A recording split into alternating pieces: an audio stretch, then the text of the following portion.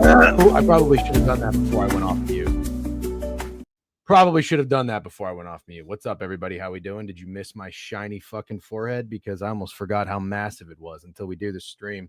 Not sure. I don't know what's going on. Do we want this? No, we don't want that. We want maybe like, I don't know. We got to figure something out here.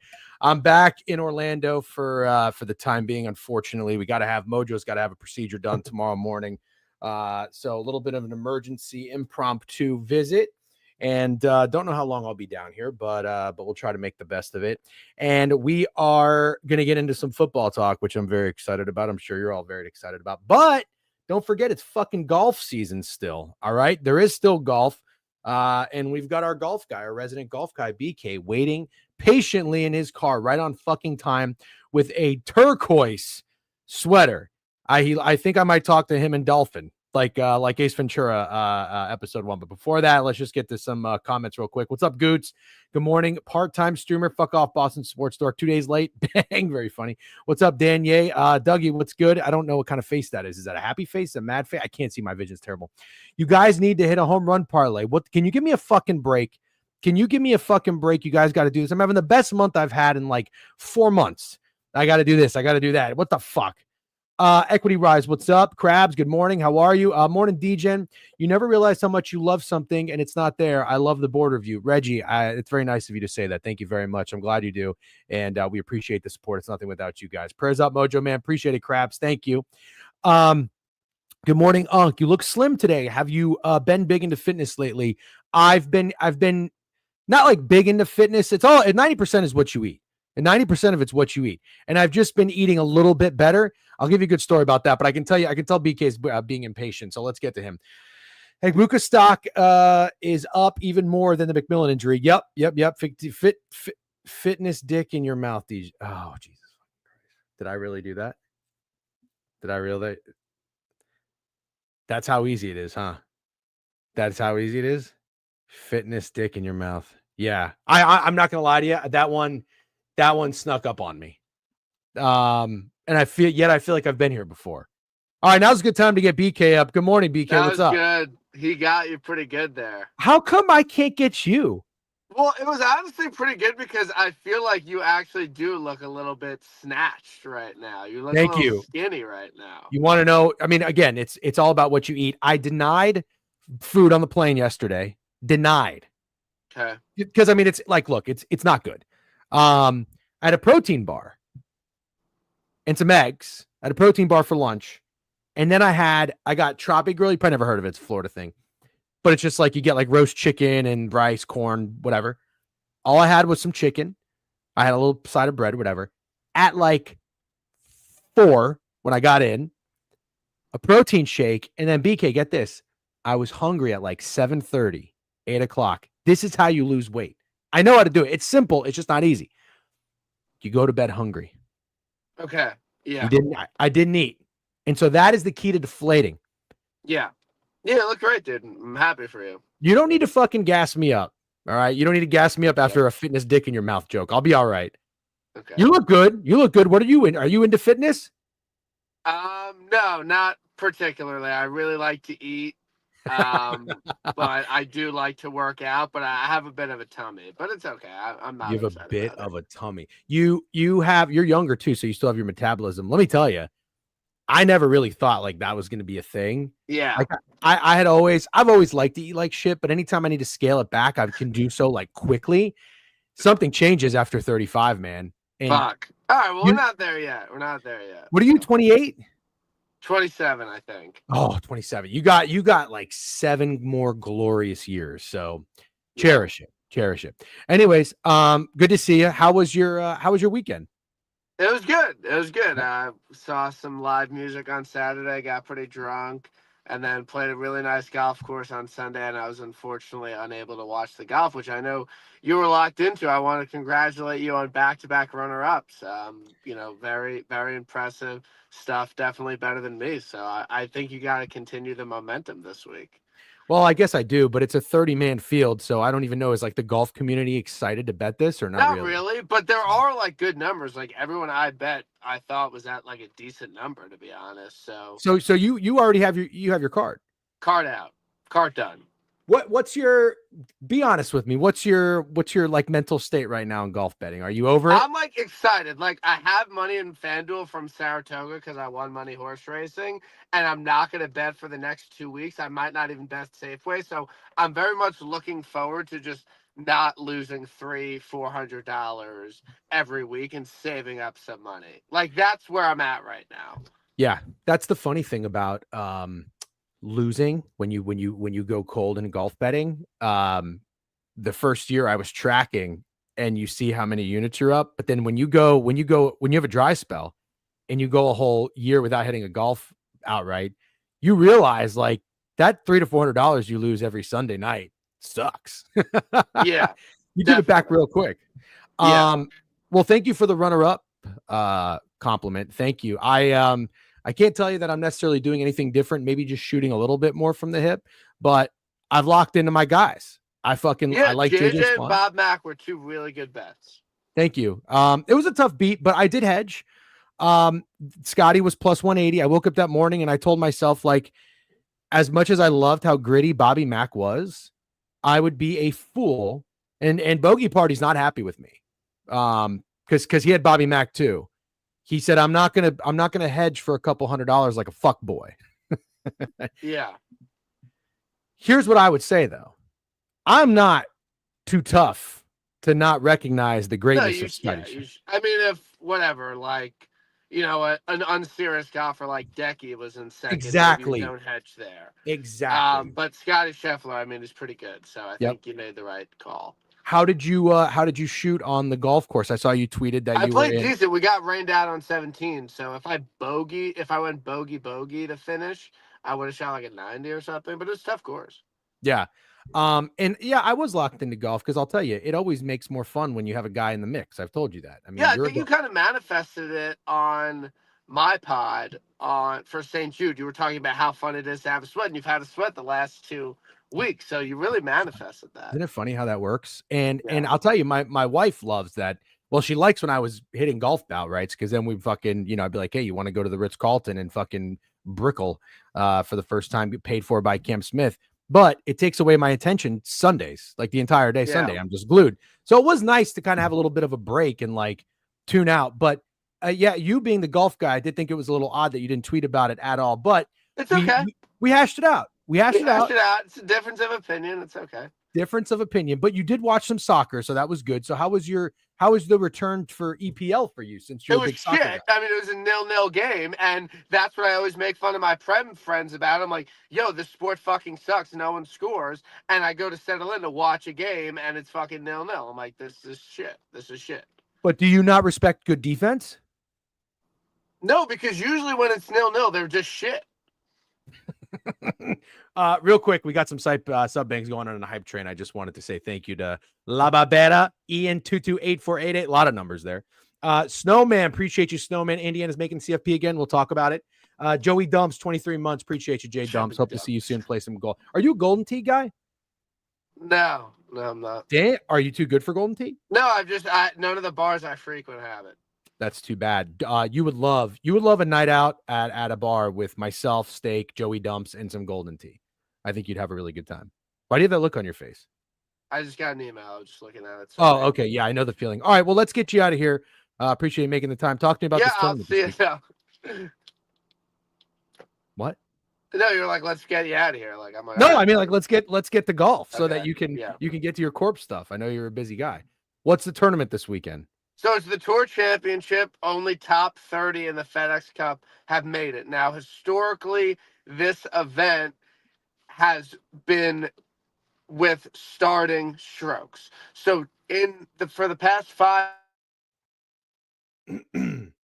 years in this event, Scotty Scheffler would be at -10, Rory would be at -8, Seth Straka would be at -7. Hated it. Yeah. But this year, it's a clean slate. Everybody starts at even par. Now, hold on. Did they do that because the feedback was, hey, this sucks? Yeah. And I think they want to change the torch. Like, I don't think it's going to be like this forever. But I personally don't have any issue with it because it makes it more fun and interesting to bet this week. Oh, yeah. Nobody probably has an issue with it. I'd imagine they have an issue with the the starting strokes. That's Yeah. less fun. Well, So, the issue is that theoretically somebody like Sungjae Im or Jacob Bridgman could win the Tour Championship. and that would propel them into the FedEx Cup standings. No, nope, Oh, nope. Because this is it. This is the final week. This is literally the Super Bowl of the PGA Tour. This is it. So they would just be the FedEx Cup champion without having a really good season. Where typically someone like Rory or Scotty or Hovland or Cantlay wins this event. Wow, that's So stupid. typically, like in years past, Sungjae Im and Jacob Bridgman would be starting 10 back of Scotty Scheffler. They would have no chance to win. Right, Now I they're understand even. that. Yeah, Now they're even. I don't care. Yeah. So, okay, But did you look at the odds board? I'm looking at it right now. So this is the Tour Championship. Scotty's plus 150. What the fuck? How does that make any sense? There's only 30 people in the field. Usually it's plus 250. Even with Rory, plus 150. I mean, he's usually plus 250, and there's 30 people in the field. Yeah, fuck. Okay, that's crazy. Plus 150 just looks crazy for a golf outright. There's absolutely no shot in hell I would ever take Scotty Scheffler at plus 150. I mean, yeah, it'd be like a fucking underdog baseball bet. If you bet without Scotty Scheffler this week, lose my fucking number. Really? No, the odds are awful for without Scotty. That's what I'm saying. Just take a shot. Yeah, Scotty's not winning this week. I feel good about it. I already know who's winning. But we'll build up. We'll build up. Tell me about the course. Where is it? I don't even know where it is. It's in Atlanta. It's Eastlake Golf Club. I would say it's similar scoring to last week. Like only 2 par 5s, par 70, kind of a like hard ball striking test, longer course. I'd say last week last week was bent grass. This is Bermuda, so like the stuff you see in Florida and South Carolina and shit like that. It's Bermuda. But it's like a medium scoring event. Like I would say winner would be 16, 17 under. So not like a huge birdie fest, but not insanely difficult. Okay. What do we want? Do we want driver putter? Do we want iron? Do we want wedge? Okay, so last year there were 2 markets to bet. You could bet with the starting strokes or you could bet without the starting strokes. And Colin Morikawa won without the starting strokes last year. Okay. So, yeah, it's kind of like an elite ball striking test, but like, I mean, I would say it's more well-rounded this week. So this is the same course every year for this tournament? Correct. Okay. Colin Morikawa is 30 to 1. By the Yeah. way. Seems like value. You already have him on your card?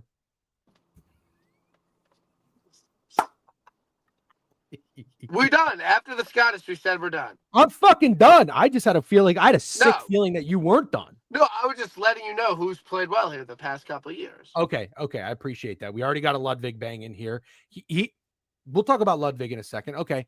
All right. So you want me to go through the odds board, or do you want me to tell me who you got? No, go through the odds board. There's only 30 guys. So. Okay. Rory 850. I mean, look, I'm just gonna say it. 850 on Rory is not a bad number considering the field, but I'm shocked. If you're gonna adjust Scotty's number, it feels like Rory's isn't. That's you get fair. What I'm saying? I just don't really think he's been that good. And I don't think he's really that motivated to win this week. And I think he has his eyes on Bethpage. And I just don't think like Rory won this in 2022. Like he had a lot to prove that season. It feels a lot different with Rory. I feel confident Rory's not going to win this week. Got some weather coming in. Is that? I wonder. No, that's not. Yeah, it's raining here. That's why I got my sweatshirt on. Is it really? I also like it's kind of cool out, and people are talking about football, and it's kind of making me sad. Oh yeah, I know. Well, I walked out the other day. Like true story. Monday, I didn't stream Monday or Tuesday, but I walked out with a shirt like this for an appointment, and I go and I take the ferry, and as you get closer to the water, it gets windier, and I was like, "Brr." Yeah. So I ran back home, and I got a long sleeve like shirt. Whatever. The fall's fine, but I enjoy the summer and being hot. Like, and I know what's coming. Like we're New York guys. Like I know what's coming in the winter. So I am a Floridian at heart, just to be clear. But now I'm kind of a New York guy too. All right. So we might not even get this get some good golf. So we got rain. We want a mutter. No, it's raining in New York, you fuck. This fucking guy said, hope the weather can allow for golf. Got some rain coming into the weekend. Well, I was referring to my rain. I haven't checked the weather forecast. Everything's not about you. We're talking about the golf tournament right now, okay? Rain golf tournament, not rain on fucking BK's head. I thought we were being nice, but sounds good. I'm nice. I'm nice. We're nice. I'm nice. You're nice. We're nice. Okay, so Rory, I get it. Fleetwood at 14-1. What are you laughing about? Just Tommy Fleetwood 14-1. It's funny. He's playing good golf. Okay, fine. Your silence says it all. Do you want to bet him? No, absolutely. Are you fucking kidding me? Right. I don't want to bet him. Okay. I'm just saying, he played good golf. Okay, fine. We're not betting Tommy 14. No, absolutely not. I'm not betting any of these. Also, quantitative eating, you're a little late today. Hi, DJ and B. Hi, DJ and BK. Thank you, quantitative. Good to see you. Yeah, it's okay. It's we were off 2 days, so if people want to stroll in late, that's totally fine. Good morning, everyone. Thank you. Where's Bad Guy been? I remember Bad Guy. I don't know. Oh no, he already said Morikawa week. Sorry, he's wrong. Guys. He's wrong. Everyone has to learn their own ways, though. Ludwig 18. Just say it. You want me to say he's dead? Why can't he win here? He played well last week. He just always makes some dumb, stupid mistake. I'm not willing to bet him at 18. I think there's a lot better value down the board. All right, I already know who you have on your card. Okay. You have one of Justin Thomas or Patrick Cantlay. No. Oh, okay, good. Do you have Russell Henley? No. Wow. I don't hate that. I think guys that have qualified for the Ryder Cup are dead. Okay, that's a fine narrative. Like they don't yeah, they're playing for a bunch of money. These guys have made so much money. Like the guys like Harris English, Russ Henley, JJ. I don't know how motivated they are. Okay. I like Hovland. No beef. I mean, he's won this event without starting strokes before, and he's won it, straight up regular. So I don't have any beef with a Hovland bet this week. I believe he's most tipped. My intern's phoning that into me right now. Fuck. But it's also a 30-man field. Like 6 guys are on the chart. Half the field sucks. Like, I don't know if you could really be upset with that. But yeah, Hovland is most tipped. Do you so JJ Spawn is an automatic qualifier, so I'm gonna say no to him. Do you like Cam Young? He had his run at St. Jude. Shut the fuck up. The guy, there's no run. The guy is a good golfer. He's here to stay. He's gonna win tournaments. Okay, but like he had his really good event at St. Jude. Okay, fine. Do you like Cam Young or Sam Burns? I bet Sam Burns. Okay. I was on him last week. I'll Vic Lap the pick. He was in contention on Sunday. Did you ever think he had a chance to win watching? Absolutely. No? Absolutely. I think he got to 12 under. I think he got to 1 back at one point. Yeah, he was 12 under. Bob or Scotty was 14. We're 2 up technically, but they were about to drop a shot. And then at the same time, that's when Burns bogeyed. So like he was about to be 1 behind. Okay. And I was looking at the odds board. He got from, I don't even know what he was earlier, 40, 50 to 1 to like fucking 12 to 1. And I'm like, you gotta be kidding me. Yeah. No, I really liked the way Sam played last week. Really good on approach, really good with the putter. He's a Bermuda guy. Like he's a great Bermuda guy, and he's very motivated by the Ryder Cup. He has some good finishes here. In the without, starting strokes, blah, blah, whatever. He's played well here before. Sam's gonna solidify his Ryder Cup spot this week with a dub. I don't hate the pick. I'm not there, but I don't hate the pick. Hovland most tip kind of concerns me a little bit. One last ride with Sepp. I wouldn't hate it. I wouldn't hate it. Yeah, he didn't play last week due to personal issues, so something's going up there. Okay. Yeah. All this talk for Scotty to win again. He's not happening. Not happening. Wait, there was somebody. Oh, Ben Griffin, the crusty nun. Funny name. I have zero understanding of why Ben Griffin is 40 to 1 this week. It makes no sense to me why he's 40 to 1. This guy's playing some unbelievably good golf. He's a great Bermuda putter, loves Bermuda.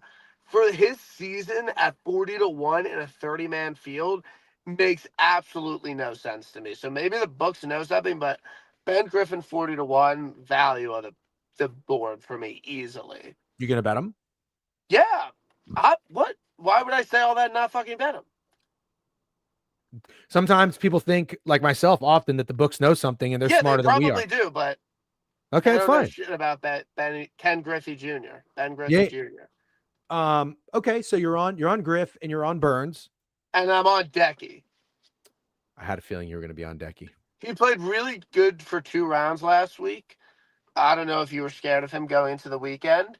But the game is in there. And this is the type of course Decky can play at. I know you don't think he's a serious golfer, which, it's fine. We could agree to disagree there. But I like Decky this week. I think this is a good Decky course. He's won on Bermuda a ton. And he could pop at any moment, and he could take down Scotty. So 40-1 on Decky. I feel pretty good about my 3-man card this week. No bullshit. I'm just gonna be honest with you. I feel too good about it. Yeah, no, It won't relate to anything, but at least some weeks I go into, I'm not hitting the winner. This week, I'm not going to hit a winner, but I feel good about it at least. You have a guy that's going to be in the top 3, and then I think he's going to crush your soul, and it might be Sam Burns.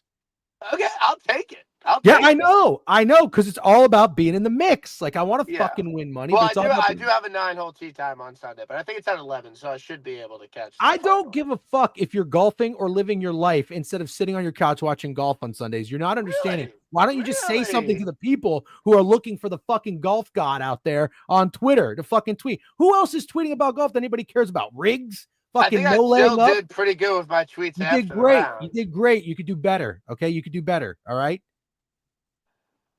Anyways, who are your early leans? Brian Harmon. What? Brian Harmon. Why? What are you laughing about? I don't know. Just random. I don't know. What? Brian Harmon, 80-1. Get the fuck out of here. Are you kidding me? I mean, I don't hate Cam Young. If he's on a qualifier, I don't hate Matt McNeely. Like, I'm trying to lean into your think logic. Last week was last week. I don't hate a Cam Young pick. Yeah. Are JT and Cantlay on the tournament or on the team 100%? They did not automatically qualify, but they are very, very likely to be picked. So a good week would really solidify things. Yeah, I got to tell you, one of those guys is looking at me funny. It might be. Oh, fuck, I don't know who it's going to be. No. But it might be one of them. TJ, I'm going to hold your hand when I say this. They both suck. Okay, I know. I've been really good about not betting either. Like, they both suck and they're both shit odds. Like, I wouldn't go there. Thank you for telling me that Xander Schauffele was not going to win like 2 tournaments ago, because I didn't take him because of you. Thank you. And he had no shot. Xander didn't even make this event. How about that? Yeah. I don't hate going back to Bobby. No, he's pretty devastated after last week, and he qualified for the Ryder Cup. Okay. All right. I like Mav. I like Cam Young, and I like Brian Harmon. Okay, I don't like true no beef with that card. True no beef with that. Are you talking NFL or college today? We are talking maybe a little bit of both. So we're going to preview the NFC West today. Every week we preview a division in the NFL, and we're going to go through that. And then, time permitting, we're going to tease week 0 in college football. Do you know who's playing? Is that this weekend? Saturday. You're the only guy I know who's not excited about it. Yeah, but actually, that's not true. Frankie Rizzo is hosting the draft party for their draft, like keg beers early. So I'm probably gonna hang out there and have a good time. I appreciate the invite, but I can't make it. I'll probably be in Florida, but I haven't seen a good keg in a long time. I'd love. Yeah, we're ripping the kegger. Send me a picture of the keg. I'd like to see a keg. Okay. Back in my day, I used to have my aunt have to go get me kegs for keg parties before you were 21, and you had to like put a deposit down because you rent the keg, you got to bring the keg back. Yeah, I feel like an underage keg is like a big endeavor. Yeah. Like, how about like a 36 and Natty Lights? Yep, exactly. Yeah. Kegs hit different, man. Kegs are great. All right, BK, thanks for coming on. Good. Enjoy talking football. See you. Sounds good. Be good. Yep. My wife thinks it's hilarious when BK always says "be good." Steak. Yo. What's up, brother? Good morning. How are you? Good morning. How are you? Oh, you sound nice and loud and crisp today. Let's go. How was the sleep score? Pretty good. Pretty good for the day drinking that I did. Yeah. So you had yourself a fucking day. It was funny. I know I was joking with you about it, but I was like, damn, dude. If you were having a day, I wouldn't have taken the 11:30 flight. I would have gotten the fucking 7 a.m. Got in nice and early, but that's okay. I was actually really good on my plane. I didn't even drink that much. So I usually pick an aisle. I got the window. And the guy sitting next to me was like, hard ass. I hate windows, dude. So I don't hate them, but given that I'm someone who pees a lot, and you pee a lot too, it sucks knowing like the pee's coming. You know, when's going to be the I right want time? the option, dude. I want the option to get up, especially if I have a couple drinks on the plane. Like, I do not want to have to ask the people next to me to get up. It sucks. It sucks. It's so awful. And the guy next to me, he was actually like cool dude. Hard ass. We talked a little sports before we took off. He had a USA pin on his shirt. He's like a business consultant. He's coming down to Orlando to do some work for like breweries or some shit. Anyways, and I was talking to him. He's a big baseball guy. We were talking about he loves Kevin Cash. He hates the Mets. He loves the Phillies. Blah blah blah blah. I asked him if he was. Sounds like a W of a guy to sit next to. I just want to be clear. Oh, it was. But again, he was like, you know, kind of a hard ass. Not the type of dude you want to like have get up 5 times to piss. Yeah. You know what I mean? But I always give it like an apology in advance type thing when I sit at window. And he was cool. He was like, "Oh, would you have some beers before the flight?" And I was like, "Actually, I intentionally did not, so that I wouldn't have to piss off the person next to me." I was like, "But I'm gonna have a drink on the plane." He was like, "Yeah, that's fine, whatever you need." But this is the first time I've run into this. I asked him about football. He said, "I haven't watched the NFL since the Kaepernick bullshit." He's one of those guys. Damn. Yep. Hardcore. I take back my W. No offense. No, I was like, all right. But so anyways, Kevin Cash, let me tell you what he did back in July. No, but anyways, so you had yourself a day, but you didn't get too banged up. Yeah, it was great. That pub I went to, probably some of the best Guinness in Orlando, honestly, like insanely good Guinness, really good food. Like, have you ever, I just want to say some of the menu items. Have you ever had shepherd pie bites? I have. That's pretty good. That's how about Reuben fritters? Not fritters, but anything Reuben-ish I love. Okay. And then Jameson barbecue wings. Have you ever had those? Can't say I have. Amazing food at that place, dude. I just got to say, like, that place was an absolute W. Well, you know what's interesting? We intentionally did not go to that place last time because we were worried about the food. Yeah, well, the food is incredible. I don't even know. I must have been. I greatly. Oh wait, no, I know what place you're talking about. Yeah. I know what place you're talking about. That's where I had the shepherd's pie. Yeah. Bites. Yeah. But I will say, when it comes to wings, I know this is like I don't have beef with flavors, but I am a classic buffalo guy. I am very firmly a buffalo garlic mixed guy. Hot garlic. That's what I need. But you can't get those everywhere, can you? No, you can't get them everywhere. When you can't, I get medium buffalo. But dude, spicy garlic wings is the best shit ever. I like honey mustard. I'm a honey mustard guy. Yep. I do like garlic. Barbecue, I'm not the biggest. Like, I like barbecue sauce if I'm dipping chicken tenders in them, but wings, classic buffalo. And you're a ranch guy, right? Yeah. I'm a hardcore. Give me the chunkiest fucking blue cheese. I want to fucking pick out there, and it is a big rock like that of moldy ass blue cheese. We are getting sub bangs left and right, by the way. Jaster Crane, thank you everybody for joining again. Sorry for taking off the last 2 days. Were you here early enough to see Reggie and YouTube's comment? It was very nice. He said he doesn't know how much you love something until you don't have it. That's very nice. That's a very nice thing to say. That's how I feel about not being on the stream. That's why I went and drank yesterday. It was like I had nothing to fucking do. There was no stream, no work. My Joey Dumps, who's technically my business partner, was like, dude, should we drink? And then our other buddy, who's a firefighter, you know how they do like 24 hours on and then they get 24 hours off? He was off. I was like, oh, yeah, we're fucking day drinking. Yeah, no, the stars aligned. That's great. I love it. I will tell you this. I'm itching to have a day. Maybe, hold on. I had a nice little weekend, obviously, with my wife being in Puerto Rico for the Bad Bunny concert. I had a couple of nice days, but I would love some golden tea. So please get me some golden tea in my life. But we'll see after we take care of Mojo. Maybe going into this weekend, maybe we'll rendezvous. You know what I just learned about with golden tea? Because I'm a rookie. I'm not good, but it's very fun. Closest to the hole, dude. That's the game. Oh yeah, it's the way to go. That's what we played last time. It's so fun. Yeah, like getting into playing an actual round and then like, chipping, or if you're in the sand and then putting, you have to kind of be into golf. But like if you're just casual, you want to fucking just one swing off the tee, par 3 iron, doesn't matter. Like that's the best way to go about it. Yep. All right, Steak. So I think we're going to kind of keep the status quo here, where we've been diving in to an NFL division every week, and we have more to do. We have been sending out our newsletter, by the way. I hope you're subscribed to it. You can subscribe for free on the website. Here's the link for that, by the way. Let me see if the command worked. Yep, there it is right there. I'll pin it too in case you miss it.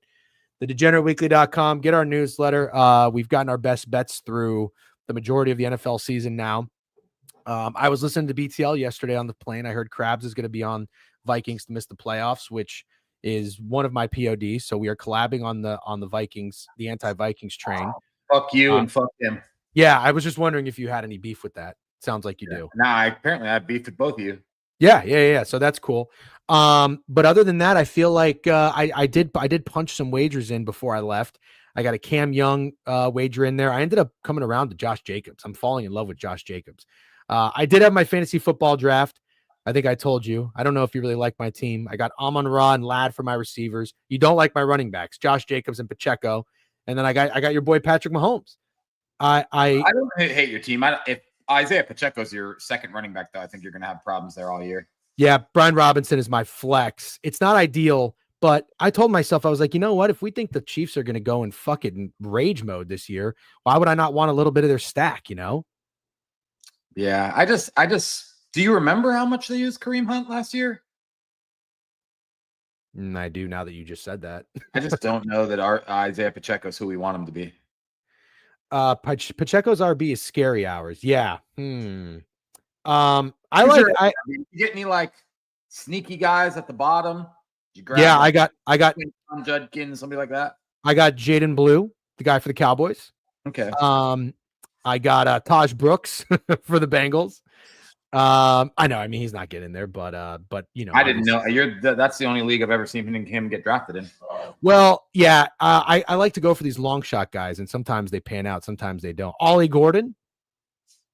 Yeah, I didn't know he was getting drafted either, but he looks nice in preseason. He probably wasn't going to get drafted again. Sometimes if it's the fucking late rounds, and we did fucking snake for the first time in 7 years. It was so stupid. I hate. Yeah, I got to be honest. The second you found out it was snake, you should have had me like on speed dial. Not because I think I'm amazing, like the best player ever, but I'm much more knowledgeable about snake drafts than you are. Ooh, look at that. Ollie Gordon's getting drafted now that Achan's hurt. Love that. Just show us your team. Okay, I'm sorry. I will. I'm not crazy about it, but I'm looking forward to the Discord. What's that? Did you not post it in the Discord? No. You're a pussy. Why am I a pussy? Post your fucking team. Who fucking cares about that much about? That's not true. You got to move past that. That's like the fucking most unk take ever. That's like not watching the NFL since Kaepernick. People like fantasy football, dude. They want to see your team. There's a whole fucking channel in it and people talking it all day. People like fantasy football. It's fun as shit. Okay, hold on. I lied. I got guys. I got so many guys. I'm gonna tell you right now, real quick. That's how we're gonna start this. I know Cornfields is in shambles right now. I forgot I got Deebo Samuel. I fucking love Deebo Samuel. I'm a Deebo guy. I got him in my first draft too, dude. Round 12. You haven't been a Deebo guy. I'm a Deebo guy. Round 12? How do I pass up Deebo with Terry's contract? I'm not talking about the fucking round. I'm just saying you haven't been a Deebo guy. Okay, but it matters. So Mahomes, Jacobs, Pacheco, Ladd, Amon-Ra, Deebo, Brian Robinson Jr. Bench. Rashad Bateman, sneaky. Mm-hmm. Jaden Blue, Taj Brooks, Rico Dowdle, love Rico Dowdle, Ollie Gordon, Michael Pittman Jr. I went Geno Smith. I don't even know if he's going to get drafted. And Sean Tucker, love Sean Tucker. Yeah, I love Sean Tucker. Who's your tight end? It's a wide receiver tight end flex. I hate that this is funny, but if you squint at Steak, he looks like Chewy. That's fucking hilarious. Beard getting very Chewy-like. Is that what they just said? I'm going to the barber today. That's all I'm going to say. Oh, because it's getting long. I just look like shit. Fucking. Yeah, I think you look fine. It's definitely thick. Chewy's a W. I don't care. Chewy's a W. What kind of hat do you have on, by the way? Cincinnati Reds is fucking sick, right? That is a cool hat. I almost thought it was Miami Hurricanes for a second. Never. Bruh, what are we doing with our league, like the draft order and time? I don't know. It's Steaks handling all that. We talked about it. You said you're going to announce it to the league. I do like my bench. Yep. Need a haircut vlog. Dude, we have a guy. Yeah, we actually have the perfect guy in Orlando to stream a fucking barber. That'd be so is that who you go to get your haircut? Of course. I do too. We should do barbershop.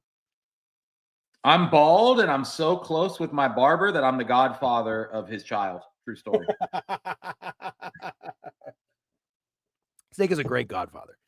But don't ask him to be a godfather because he can't say no. So he'll and say no one yeah. on Twitter asked me to be a godfather. Yeah. I need a barbershop board review. Yeah, that'd be fun. Jiggy's a great time. Yeah. All right. Should we get into it? Yeah, let's get into it, dude. All right. So the NFC. Wait, first, no fucking Grand Slams. No Grand Slams. Oh, actually, yeah. Can we talk our shit for a second? Because we haven't gotten to recap the weekend.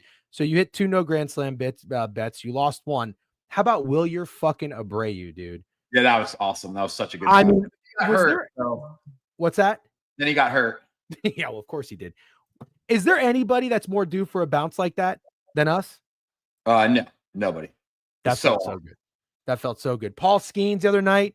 I saw Paul Skeens stock was pretty low. I was like, I wasn't out there fading anybody or anything. I just like when good players or good teams kind of feel like they're in a buy low spot. Took the over outs, took the over Ks, got that one. Loved it. Last night I tailed A Hill Daddy. I sent it to you to make sure you saw it too. Got a little sweaty. Oh, but I didn't know that was A Hill Daddy. That was going to be my question. Who did we tail? I tailed that as well. Yep. Thanks, A Hill Daddy, 8.5. Nasty. I loved it. Lopez and Joe Ryan. It was a great read. The Rays got their fucking shit kicked in, unfortunately. But yeah, I didn't even see what happened. I passed out early as fuck, like 9:30, but then I was up between like 3 and 5 a.m. dealing with a sick dog. But I went back to bed, so I got some decent sleep. All right. My favorite comment of the day. Steak on stream, Fat Girls in chat. Life is good again, dude. Not even joking. Fat Girls, it is good to have you back. It is. You're gonna have to bear with me 1 second. I can't find. Remember when Fat Girls was like, "Yo, I was in Turkey and Dubai and all that shit," and we thought he was joking? I think he was really in Turkey and Dubai. I think he was on the trip of a lifetime, dude. I don't remember him saying that at all. Did you just make that up? No, he said that in the chat, and I thought he was joking. Yeah. What does that say? Edit.com newsletter. The command newsletter has been updated. The Bears. Yep. What's up, Unc? Do we go back to Reynolds? I don't know yet. We'll talk about it. Fat Girls is a Saudi Arabia sheik. He did say that in the chat a bit ago. Oh, gotcha. Yep. My fellow Falcons fan is back. Very funny. Hair transplant, probably. Holy shit, the board review. Someone who did that recently. You know somebody who did that? I know somebody recently who went to Turkey and got a hair transplant, and they said it was one of the most brutal, painful things they've ever been through in their entire life. I don't doubt it. I watched it. Currently, weeks later, their head is still super scabbed up, and that it's just awful. Yeah. I don't want to get. I know guys who've done like the it's called like a PRP. SMP. No, sorry. You transfer blood cells into your hairline, and it strengthens the hair follicles. And I mean, grown man, he's like, I cried when it happened. Like, it really hurts. So I told my wife, I don't really want to, not that I'm like scared to get something done at the end of the day. It's just like, I think I'm just going to shave my head if my hairline goes back another inch or something. I hope that's what you're going to do. Yeah. All right, guys. Thanks for being with us. It is Wednesday. By the way, we do have an NFL Spaces tonight. A little advice for people. If God decided you're supposed to be bald, you just follow his lead. Well said, McKiffin. Yeah, I mean, I don't even get into religion, but like the way you are is the way you are. You know, that just is what it is. Did we? Oh, you weren't on stream when I talked about that Mount Rushmore for Pardon My Take, but the lip filler thing I thought was so good. Lip filler was good. I'm on the fence about butt stuff, if we're being completely honest.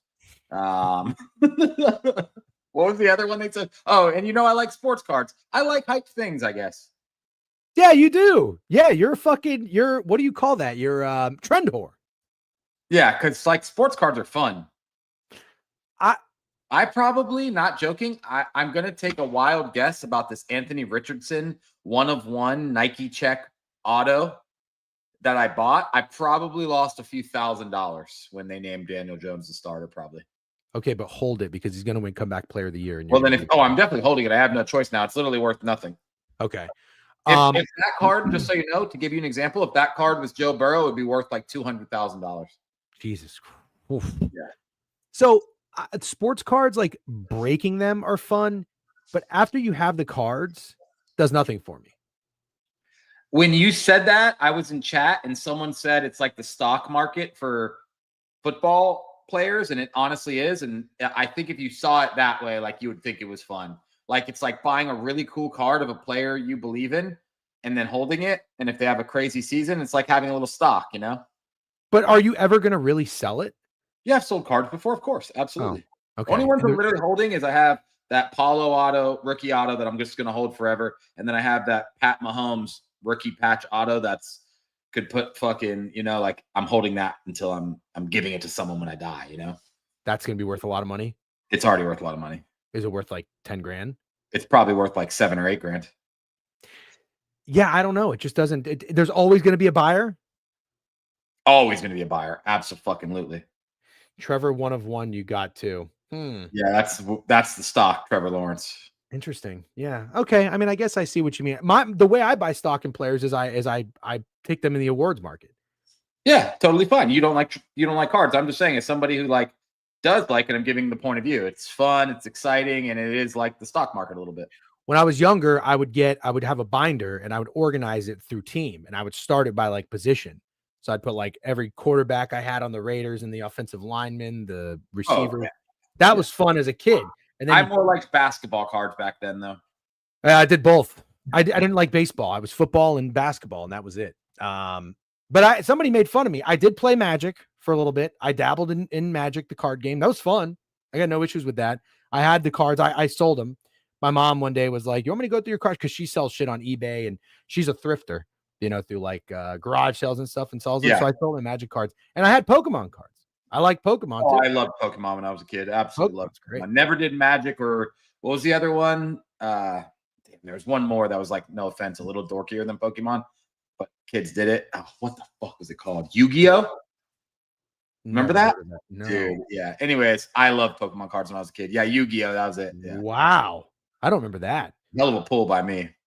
Yeah, that was good. I definitely got a little nerd in me. I like that shit. But yeah, not so much anymore when you get old. But anyways, Budman with a sub bank. Budman, good to see you again. Again, Jester Crane, 5 month subber. Budman, 33 months. We fucking love to see that. All right, guys. NFC West. I guess we can just go by alphabetical order because the first team is going to be the Arizona Cardinals. Does that sound right? Fuck yeah. I'd love to talk about the Arizona Cardinals. All right, everybody lock in. And while you're at it, make sure if you're watching in YouTube, the chat is pretty thick today. I see we got 40 in YouTube. Make sure you're following, subscribe to the page, like the stream too. That always helps. We got 100 in Twitch. Make sure you're following the Twitch page. Also, we put out a video for our college football best bets. The feedback was awesome. You guys are great. Thank you very much. Everybody listened and liked the stream. Had like 75 likes last time. Again, not to sound douchey, but it helps with the algorithm. It's got a good amount of views too, so we really appreciate that and hope you enjoyed it. Okay. Arizona Cardinals. Can you get the betting lines up for these teams? Oh, of course I can. All right. Thank you. The Arizona Cardinals are. Let's get. He's got a large investment. They are plus 380 to win the division. And what's their win total? I believe it's 8.5, but I'm double checking it right now. It is 8.5. Yeah, it says it on. Gotta be. Yep. All right. 8.5, but is it plus money? Nope, it's minus 125. Okay. So last year, the Cardinals, after 2, 4, and 13 seasons, last year they went 8-9. Huge improvement, which what you want to see. You got Jonathan Gannon coming back 2 years.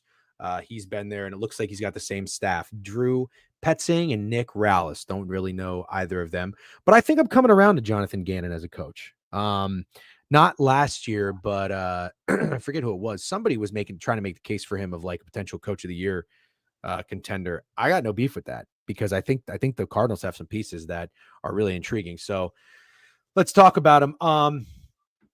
They lost decent amount of guys, but nobody that I really, this is interesting. A lot of guys that they lost did not sign with other teams.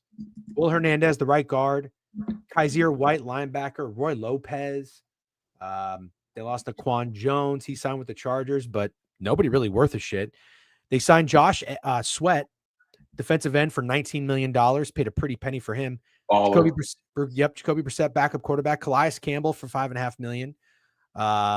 Akeem Davis Gaither, linebacker, for $5 million. And that's pretty much it. This is their draft. I like this. They went Walter Nolan, Ole Miss defensive tackle. As a former nose guard myself, I love a team that gets nasty on the interior. It's important. So I think sometimes people overlook it. You get flashy. Your receiver, skill position player. Nobody really loves getting a defensive tackle at 16. I love that. And the Arizona Cardinals need some of that in their defense, especially with a guy like Gannon, who's a defensive-minded guy. Remember, he was defensive coordinator from the Eagles. He's also a freak. It's not just a defensive tackle. You got a freak. And in the second round, they got Will Johnson from Michigan. That fell Steal. And they didn't stop there, dude. They got Jordan Birch, defensive end from Oregon, in the third round. Then they got Cody Simon, Ohio State linebacker. Then they got Denzel Burke in the 5th round, cornerback from Ohio State. I love this. Love this. The defensive players they got were from Ohio State, Oregon, Michigan, and Ole Miss. It's not quite the Eagles blueprint of like, let's just draft everybody from fucking Georgia. But I like that. All right. Let's go to the depth chart and then we'll get some thoughts on the Eagles and we'll walk through their schedule. They have the 8th most expensive defense this season, 11th most expensive offense. I mean, this team is spending. You know, they probably want to win. Kyler Murray ain't cheap. He's the quarterback. James Conner's coming back. Big James Conner guy. Big reason he got me to my fantasy football championship. Trey McBride is a tight end on the offensive line. Looks like they have everybody from last year coming back. And then they've got Marvin Harrison Jr. I'm going to assume that's Zay Jones. Yep. As a wide receiver. And Michael Wilson. Michael Wilson. Trey Benson's the backup. Greg Dortch, wide receiver 2. Okay. Steak, you want to run through the schedule, or do you have some thoughts on the Cardinals you want to? Oh, I mean, I have some thoughts. They were 8 and 9 last year, and they were really bad defensively. I actually really love that you mentioned that a lot of the guys they lost aren't on teams because they were absolutely fucking trash. And Josh Sweat is an amazing signing. Royal just mentioned it. He wants to play with Gannon. That he played with him in Philadelphia, obviously. I love the draft. I don't understand. I think we will be asking for the next 10 years how the fuck Will Johnson fell to the 2nd round. They were talking about this guy top 5, and then a random injury report came out and he plummeted it. I don't understand.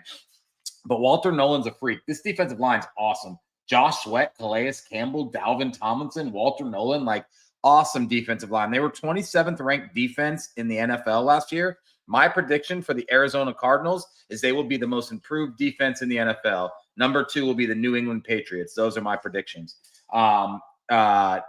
Very average offensive line last year, but young. I think they were the 16th ranked offensive line by whatever grades you use for offensive lines.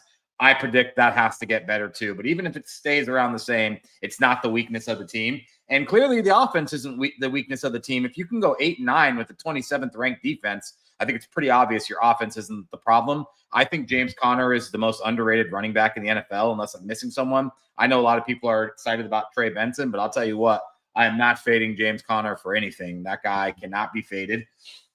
And I love Michael Wilson. I'm sorry, I love Michael Wilson. I love Marvin Harrison Jr. to make a massive leap.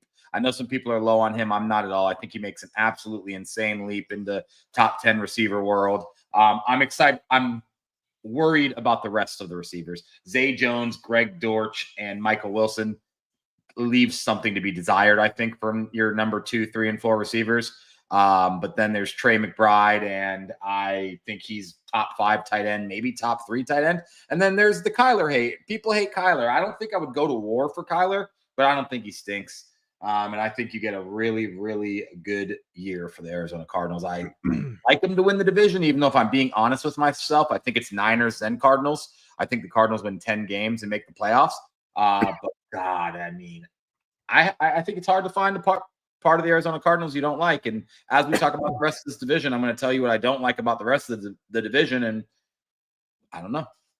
So they got Budda Baker as a safety. And if you look at this depth chart, there is 1, 2, 3, 4, 5, 6, 7 new starters out of 11. Yeah. So that's I'm into it. I'm really into what the Arizona Cardinals are doing defensively. All right, let's walk through their schedule. And by the way, this is just a little nugget that I thought was kind of interesting in Warren Sharp's book here. The Cardinals struggled defensively in 2024, finishing the season with the league's 2nd lowest defensive success rate. Yeah, that's not winning 8 games with that stat is actually kind of insane. Yeah. Also, for on the positive side for their offense, they finished the 2024 season as one of the league's most efficient teams in goal-to-go scenarios, scoring on 86% of the drives inside the 10-yard line. Scored 25 of their 41 total touchdowns from goal to go. Okay. So let's walk through their schedule a little bit. By the way, everybody, just making sure you all are aware, we do have an NFL space tonight. We're going to be joined by Mid-Major Matt. Hopefully the Ramble boys can make it. We would love that. Let me go ahead and share the link before I forget. And then let's go through the Arizona Cardinals schedule. Boom. All right. Go to that tweet right there. I just pinned it in the Twitch chat. Set an RSVP, and we'll see you then. All right, Steak. Oops. There we go. Let's go through the Arizona Cardinals schedule. They have a week 8 bye, which I really like. I always prefer it to be in the middle of the middle of the season. I think I've said that before, but I'll keep repeating myself. A nice start to the schedule. So they at the New Orleans Saints to open the year, and then home to the Carolina Panthers. Then they go on the road to play San Francisco. It's gonna be a tough game, but I'll tell you what, I like the Arizona Cardinals. I think I've already told you I have a cheeky bet for the Cardinals. I'll tell you in a second. I'm excited. Then home to the Seattle Seahawks on Thursday Night Football. So for me, that's 3-1. Sure. I have, through 5 weeks, the Arizona Cardinals have the best record in the NFL. Oh, damn, you do. That's Yep. What's the odds on that? I want to say it was like 14-1 on Wow. DraftKings. Yeah. Fun bet. I like the start to their schedule. It's very easy. So home against the Seahawks on Thursday Night Football, 3-1. Then home to the Tennessee Titans, on the road to the Indianapolis Colts, home to the Green Bay Packers. I mean, I think it's 2-1. So right there, you've got, is that 5-2? Yeah. You've got 5-2 with essentially you're saying the best opponents are at home against Green Bay, on the road against San Francisco. I love playing the Niners on the road in week 3 after you get the Saints and the Panthers, personally. And it's not a back-to-back road game. You start the year on the road, that's fine. Travel's not really an issue in week 1. You're home, you're rested, and then a trip to San Francisco. Well, Arizona, San Francisco, that's not very close necessarily, but you turn around, you do have the short rest against the Seattle Seahawks. It's not going to be easy necessarily, but I still think advantage Arizona. So 5-2 going to the bye week. Then at the Cowboys on Monday Night Football, at Seattle, home against the Niners, home against the Jags. 2-2. Yeah, McKiffin says, I think they beat the Niners. They always play the Niners pretty well, especially in San Francisco. 2-2. So you have them at 7-4? Mm-hmm. Okay. I'll tell you this. Overall, I'm with you. I know I'll give my opinion as well. Next 3 games, this is where it gets hard for the Cardinals. Last 5 out of the last 6 games. Actually, all 6 games are pretty challenging. So we got them 7-4 after a game at home against the Jags. Then they go on the road to play Tampa, home against the Rams, on the road to play the Texans. 1-2. Okay. So that puts them at 8-6. I'll give you 1-2 there. That's very tough. That's how they end the year. Home against the Falcons, in Cincinnati against the Bengals, on the road against the Rams. Brutal Schedule. If I'm being honest with myself, it's probably 1-2 there. So I do think they're going to win 10 games, but I would have to take a second look and find my 10th win. At the moment, I would have them at 9-8. But really, my prediction for the Cardinals is 10-7. I'll tell you exactly where your 10th win would be. You don't have them beating the Niners once. I don't. You're right. I think they beat them in week 3 and then probably lose to them at home. I think there's just one of those things like the Bucs and the Falcons always split. I think the Niners and the Cardinals will split. Yeah. And I also have them losing to Tampa Bay and Houston. Yep. Yeah, and they could honestly win either of those games. Of course, yeah. If the fucking Bucs, their secondary, I mean, the Cardinals could honestly cook them. Oh, you know what? I already put it as a map play. I think it's a brutal spot for Tampa. I already put it as a map play. At Tampa Bay? Yeah. But, dude, before that, they play home to the Jags. Then they go on the road to play the Bucs. I'm pretty sure the Bucs, that is a sandwich spot where they travel. If anybody can pull it up, I already pinned it. The Cardinals to have be the highest scoring team that week. I think the Bucs defense is going to be gassed that game. So that's 2 wins right there that you're not giving them. That could take them from 9 wins to 11 wins. Yeah, 10. Let's call it 10. My prediction for the Cardinals is 10-7. Okay. Yeah, I like it. Chat, any thoughts on the Cardinals? Also, I know we talked about it, and we're not alone, but we talked about it with Trent at the at the park. We loved Marvin Harrison this year. I think Marvin Harrison's going to have a bounce back year. I think. I mean, it's okay. You know, players always have sophomore slumps. Why can't there be the opposite? You come in, you have a bumpy rookie year. The opposite makes more sense. Yeah. A bumpy rookie year, nothing special. You had high expectations. You didn't really live up to them for whatever reason. Maybe it was a little bit of Kyler. Maybe it was the offense in general, offensive system, the scheme. I don't know.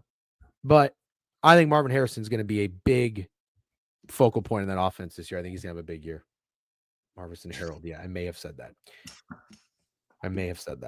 Not a Marv fan personally. I think he's overrated, but I did see something that Gannon has drastically improved their EPA since he's been there. Yep. I think James Conner has a mean season. Yeah, I'm a big James Conner guy. Even when he was with the Steelers, I was a big James Conner guy. I don't agree with Kev on this one. I don't think the offense is mid. I think the offense is above average. If you win 8 games with the 27th ranked defense, you have to be above average offensively. If I've learned anything, it's if Trent and everyone else is on something, well, right. Kyler going to get hurt again. Well, hey, you could say that, but they fucking paid $6 million for Jacoby Brissett. Yeah, but if I'm not doing that. If Jacoby Brissett's in here, we're fucked. Well, I know, but I'm not saying, getting excited. It's bad if he gets hurt, obviously. I understand that, but I like a team that is paying for a backup quarterback. Yeah. You know? I'm kind of over Jacoby Brissett, to be honest. Well, I'm not over the guy. Yeah. I just like that you pay a backup quarterback. I mean, $6 million ain't cheap for a backup. Yeah. So, okay. We've got the Seahawks, the Rams, and the Niners. So I believe the next team is going to be the Los Angeles Rams. Yeah. So LM. Okay, here we go. Sorry, I got to go through the fucking alphabet. All right. Hand up last year. Faded the Rams. Thought losing defensive coordinator Raheem Morris was going to be big. Obviously thought Aaron Donald loss was going to be big. They did a fucking fantastic job with their draft last year. They got guys on the defensive line that showed up. Young, Fiske, I think he may have left though. Then obviously Jared Verse, who was my defensive rookie of the year, 9-1, no big deal. But he was a man amongst boys. The secondary stepped up. The defense was awesome. Puka Nacua was amazing. I mean, the drop off from Cooper Kupp was really weird. That happened like suddenly, you know. Kyron's great. And I remember having their under. That comeback win against the Niners rejuvenated everything because they could have been 0-4 to start the year. And then you could just see Matt Stafford when they came back and won that game. You could see on the sideline, he's like, I'm fucking ready. I'm ready to play some football. I'm ready to win some games. I'm ready to be nasty. And I was like, God damn it. So the Rams made some noise and they went into the playoffs. Steak, you and I were in Atlanta at the Battery watching it. They fucking took the Eagles. For everything they had. Yep, for everything they had. Woo! Man, they gave the Eagles a scare. In the snow, in Philly, the place you don't think a dome team from LA is going to be competitive and have a chance. They fucking did. So I'll tell you what, it's going to be tough to fade the Rams, but I'll tell you right now, year early. Yeah, maybe, but I don't think this is the year to do it either. If you want to fade the Rams, which it feels like we both do, we already like the Cardinals, and there's another team I like in this division, and that will be my way of fading the Rams. But I'm not directly fading them, like not even a little bit. I can't do it again. Matt Stafford's too much of a dog. And now all the reports are that he's injured, which is like, if he's injured, why are they plus 200 to win the fucking division with a 10.5 win total if he's injured? And if Devontae Adams is so fucking washed, like I went into this offseason being like, I can't wait to fade Devontae Adams. And then I feel like everybody's with me. He's just getting straight disrespected. And I'm just wondering if they put a season together. I will not fade or back the Rams or any of these guys. I think Puka is I even think Puka's kind of being disrespected. Like, I even think Puka a little bit is disrespected. This guy's absolutely insane. He has a 1,200 receiving yard line, which is like higher than Malik Neighbors, higher than Nico Collins, higher than almost everybody in the league. And I don't know. I feel like people still don't believe he's that good. So yeah, I'm out. I'm out on fading the Rams. I'm just not backing them. And I got to send one very quick corp text. Yeah, that's fine. It's interesting you say that about Puka Nacua. I am a little surprised. I thought he was going to be corp for offensive player of the year. That's my pick. I've got most of my award bets in. Puka Nacua is my offensive rookie of the year at 16-1. I am curious. Hold on. Coach of the year, NFL specials, rookie of the year, offensive player of the year. Let's see. Nope, I have not moved the market. But what I was going to say is Jamar Chase 6-1, Saquon, Bijan, Justin Jefferson, Jahmyr Gibbs, Derrick Henry, all great options. Like there's not a bad bet on the board for offensive rookie of the year or offensive player of the year, in my opinion. I have heard a lot of Bijan. I've heard a lot of Chase Brown. Again, not bad options. I like Jahmyr Gibbs as well, 12-1. I'm not hearing anybody talk about Puka Nacua. No. So I kind of like that, I guess. All right. So you make a good point. I haven't heard anybody talk about Devontae Adams. I don't really know where I stand on him. I mean, I had the Jets Super Bowl last year, and I gave the Jets credit for making a move to get him because at least that was like, all right, we want to fucking try to win now. Like, we're going to go get him. But then it ended up backfiring and blowing up in their face, and it just looked even more annoying on Aaron Rodgers being like, oh, let's get another former Aaron Rodgers buddy, you know? He seems like not a cancer in the locker room, but he just seems kind of like a little bit of a dipshit, but extremely talented football player. I think the Netflix show got everyone turned off him a lot because, like, when things go bad, he's going to be a diva. He looks like a nice guy, nice fucking husband and father. It's not that he's like a bad dude by any means, but when things start going bad, he looks like a guy who's going to start causing a scene on the sidelines. But if things go good, I don't know. Yep. All right. So here's who the Rams lost. Kupp is now with the Seahawks. Jonah Jackson, their guard, is with the Bears. Bobby Brown, D lineman, is with the Panthers. And Demarcus Robinson's with the Niners. And I guess that's it. That's all it's really worth discussing. New acquisitions, not many. Devontae Adams, $22 million. Poona Ford, interior defensive lineman, for $9 million. Coleman Shelton, right guard, for $6 million. And then they drafted Terrence Ferguson, a tight end from Oregon, with their second pick. Defensive end Josiah Stewart from Michigan. And that's pretty much it in terms of relevance. Okay, let's go to this depth chart. So you got Stafford, most expensive quarterback room in the NFL, looks like. You got Stafford and Jimmy Garoppolo as a backup. Also Stetson Bennett, who I know is having some fun in preseason. Kyron Williams is the running back. He just got paid as well. Tyler Higbee is tight end. Offensive line, I guess you would say it's solid. The only you would say it's mid. Okay. Mid of the league. Shelton is their center. He looks like the guy that took over and is somewhat fresh as of last year. Tutu Atwell, Devontae Adams, Puka Nacua, Blake Corum, backup running back. I guess that's really all that's worth mentioning. On the defensive side, Jared Verse, Poona Ford, Young on the other side of defensive end is awesome. Spates, linebacker, is it Omar Spates? Yep. That guy's a bad motherfucker. God, why does his name sound so fucking familiar? Omar Spates. Was he at LSU? I really think he was. I got to look this guy up. He was. Good pull.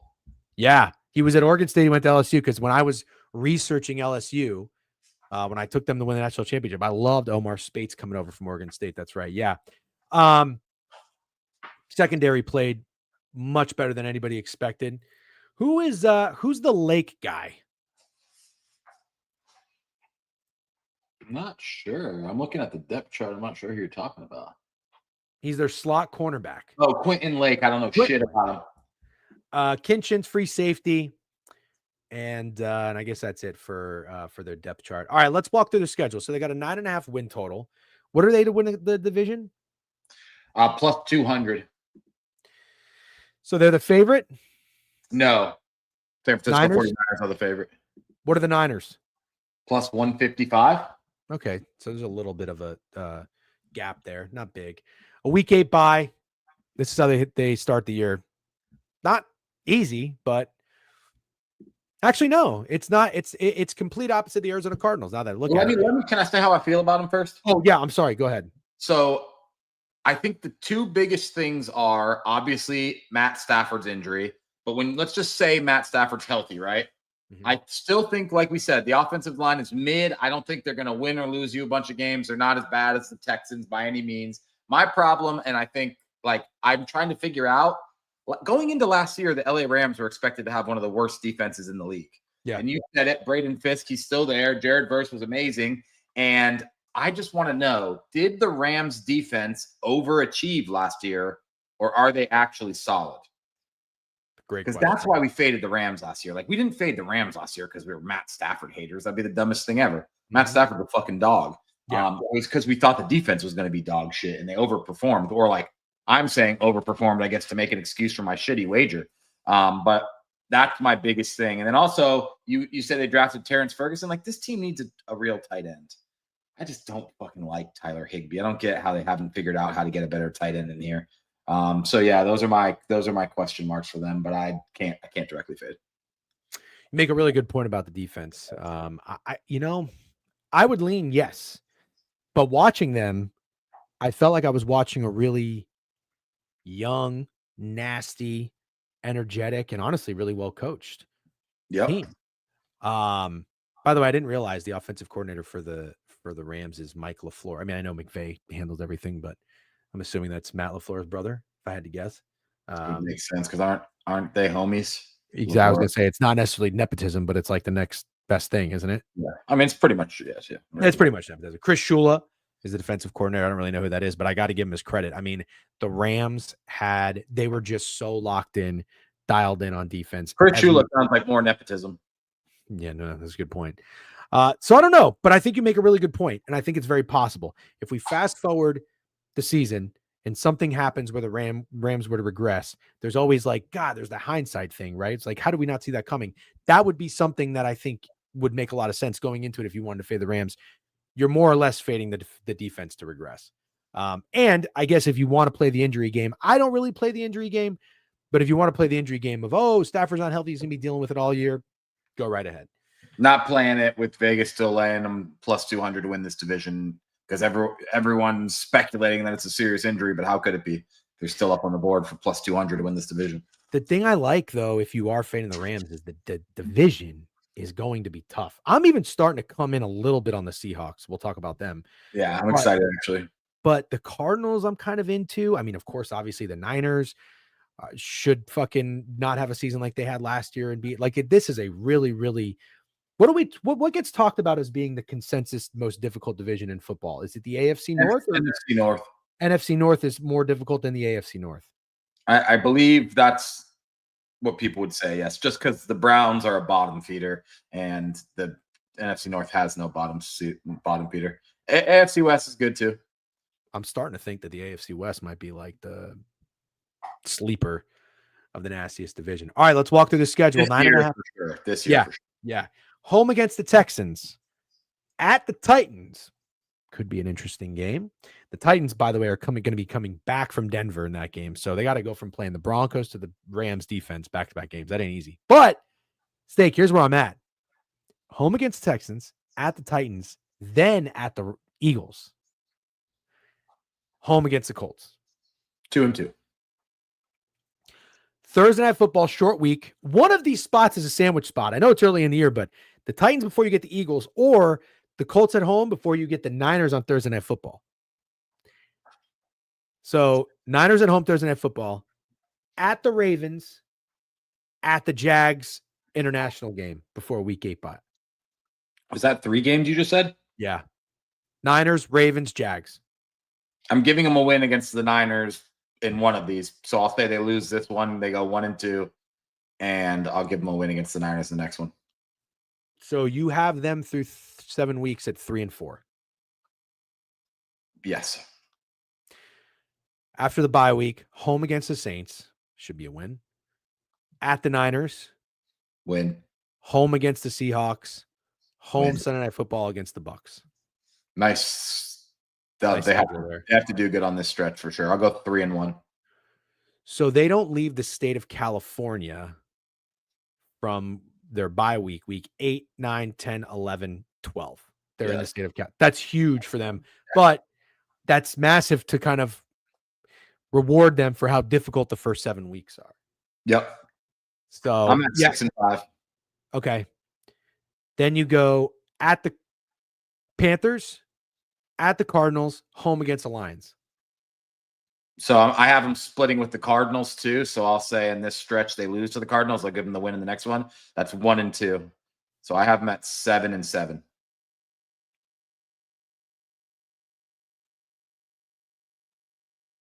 Yeah. Okay. Do you? Yeah. You just had them at 7 and okay. Got I had them at 6-5, and they went 1-2 in the next 3. Okay. Last 3 games at Seattle, at the Falcons, home against the Cardinals. That's not easy. Brutal. It's absolutely brutal. I mean, you want my honest fucking opinion? I have the Rams going 8-9. Listen to these last 6 weeks for the Rams. 4 of the 6 games are on the road. Okay. They go cross country essentially to Carolina. They go to Arizona. They go up to Seattle. Then this is brutal. Week 17, you got to go to Atlanta before you come back home to play the Cardinals. I mean, it's in a dome. No, That's but great. it's brutal. It's brutal. That's a tough schedule, man. Honestly, there are 2 reasons to fade the Rams this year. That schedule, it does not line up well. And the potential regression for defense. I can't get there with the Rams, dude. Yeah, Quantitative says 11-6. Yeah, I know a lot of people like him, and when I say a lot of people like him, smart people like him. Yeah, this schedule is tough. So you play the Lions, the Bucks, the Ravens, the Eagles, the Texans. I mean, 5 pretty good fucking teams right there. Yeah, Out of the division. All right, I'm with you. I think a year early. I think the Rams would be a fade, if anything at all, but I'm probably going to pass. What about you? I'm going to pass. It's out of respect for this team. I'm going to pass. Okay. Under my head, I'd be fading. It is, Royal. It really is. What did he say? He said tricky team. It's, Yeah. in my opinion, I think it's the trickiest team to figure out in the entire NFL. Yeah. It really does help them. I mean, this is the team. They get one bounce their way. They get one team. It rejuvenates them. And through that stretch of the bye week, through week 12, being at home, like that's huge to ramp up for the fucking end of season travel. But if they get some big wins, bro, imagine they beat the Niners in San Fran. They beat the Seahawks. They beat the Bucks. Like, even after that shitty start through the first 7 weeks, if you win those 3 games, you're fired the fuck up. You're ready to go. McVay's a good coach. And then you go into that road trip of ending the season with 4 games on the road, the last 6. I don't know, man. That'd be a dangerous team. You want to know why I can't fade them? Yeah. Let me just paint you a scenario where this division is as close as it could be coming down to the last 5 games of the year. Who do you trust? Kyler Murray, Sam Darnold, Brock Purdy, or Matt Stafford? You know the answer. You don't have to think know the answer. Yeah. That's why I don't want to put myself in that position. Well said. Well said. Okay. LMNOPQRS.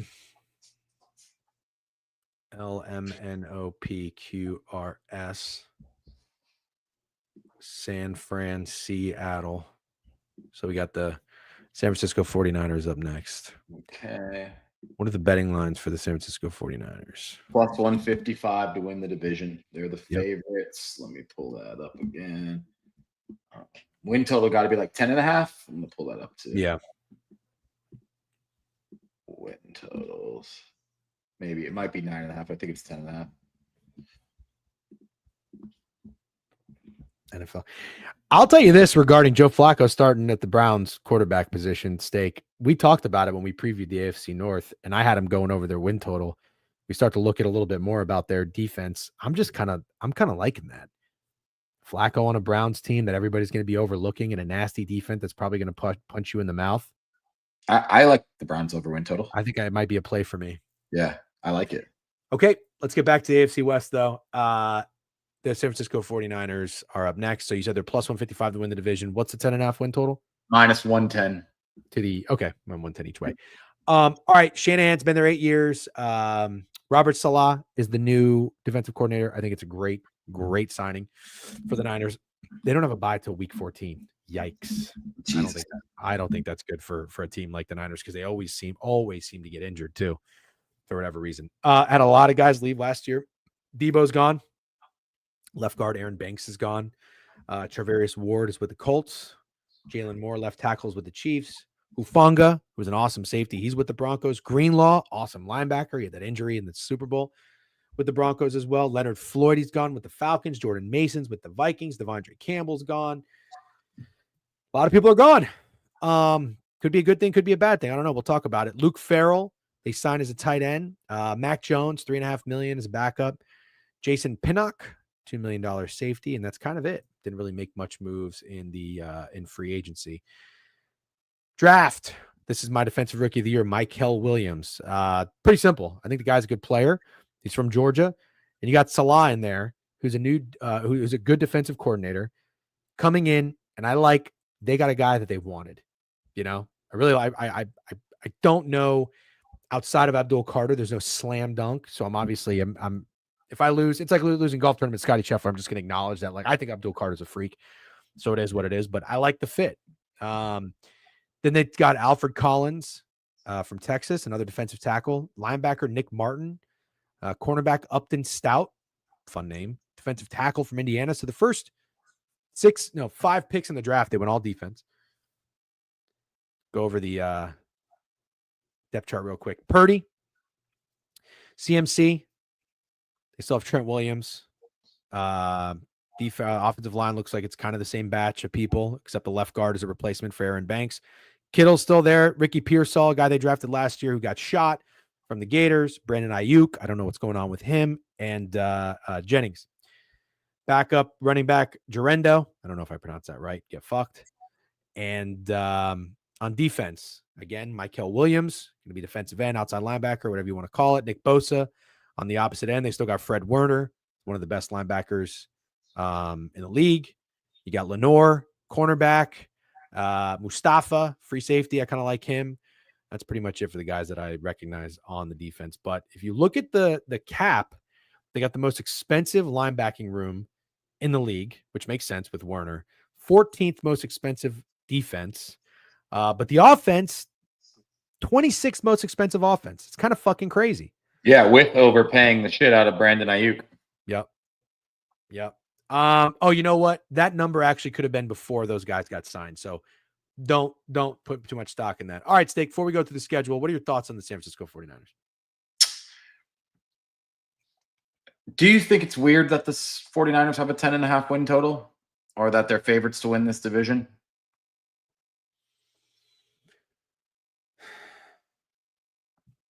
No. Okay. Why is it not weird? Like, I guess that's what I'm trying to figure out. You got fucking Jawan Jennings is hurt. Brandon Ayuk is out for 6 weeks. Deebo Samuel's gone. Fucking the defense lost tons of guys. Trent Williams is considered to be old. I'm just trying to figure out how this team could have a 10.5 win total. There's one. Yep. I was excited to go through it. Very excited to go through it. Kyle Shanahan. Yep. Still holds a lot of weight.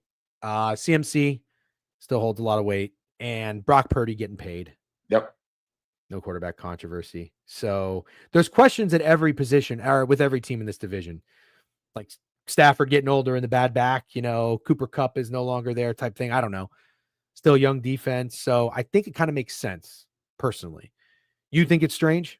I think it's strange, but I think the most important thing that you mentioned as you did your little spiel, Salah is back. And we go over this all the time. He's an amazing defensive coordinator. We have guys we love as coordinators that we hate as head coaches. I hated him as a head coach. He's a great defensive coordinator. He's back where he belongs, and they spent their first 6 draft picks on defense.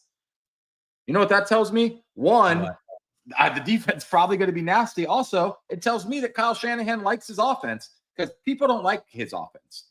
They don't like Brock Purdy. They think CMC's injury prone. They definitely don't like the wide receivers. But if Kyle Shanahan felt that way about his offense, you don't think he would have done a little something in the draft? Picked any skill players anywhere? No, they bolstered up the fucking defense. Because Brock Purdy's going to put up fucking numbers with Kyle Shanahan this year. George Kittle's going to put up numbers. CMC could literally be RB1. It's not crazy to say that. If CMC's healthy, he probably is RB1, let's be honest. And you got these receivers need to get healthy and work out. If Brandon Ayuk, Jawan Jennings, and Ricky Pearsall are healthy, that's a pretty good wide receiver room with a lot of upside. I don't know, man. I like the 49ers. I like the 49ers like a lot. I've seen some 49ers love, which is fine. I got no beef. I got to tell you, I'm not in love with the wide receivers, but I think they're good enough for a Shanahan offense. Kind of like how I feel about Purdy. Like, I'm not in love with Purdy, but I think he's a good enough quarterback for Shanahan's offense. Shanahan's offense makes playing every position easier. You don't have to be an elite player at every position. I'm just not really the biggest Ayuk guy, and now he's a little bit of a fucking head case. Like, that's annoying. Oh, he is. And Ricky Pearsall, like, I think he's a nice player, but I don't know. Am I going to go all in on him? Not necessarily. Mitch Moss, who hosts Follow the Money on VSiN, is all in on Ricky Pearsall this year. Long shot for like offensive player of the year, over yards. I like it. Like I like if you're going to take a shot on anything. I mean, I took a shot on CMC to win the MVP at 150 to 1. Go all in if you're going in on the Niners because it's boom or bust. We saw bust last year. So if you think it's going to be boom this year, I got no beef. The only thing that excites me is a new defensive coordinator. Because like the guys that they had in this position were just not it. Like they had the former, who was the guy that was on was with the Panthers? Do you remember their old defensive coordinators? Forget the fucking guys. No. He was like the interim coach and people liked him. Oh yeah, what's that fucking guy's name? Steve Wilkes. Yeah, like I watched the Niners, and it's just like watching the Packers with Joe Barry.